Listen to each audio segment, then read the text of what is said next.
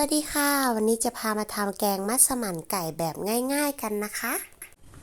นำมันฝรั่งมาปอกเปลือกแล้วล้างให้สะอาดจากนั้นนำมาหั่นเป็นชิ้น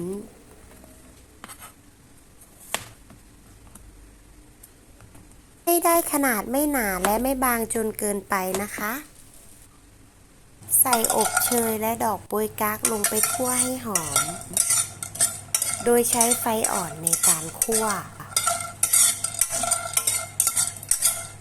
จากนั้นใส่กะทิหรือนมข้นจืดลงไปใส่พริกแกงมัสมั่น1 ช้อนผัดจนพริกแกงละลาย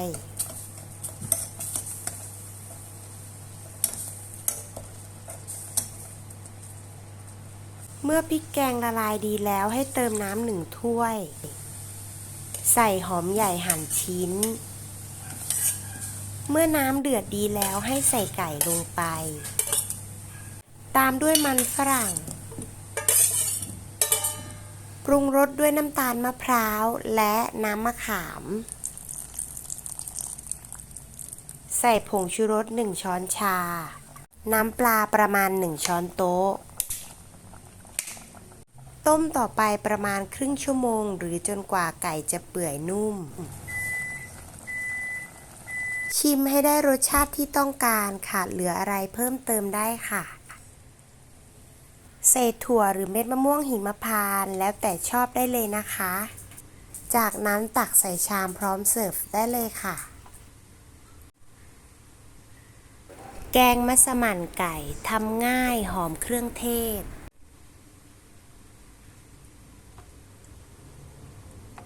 ทานคู่กับข้าวสวยร้อนๆ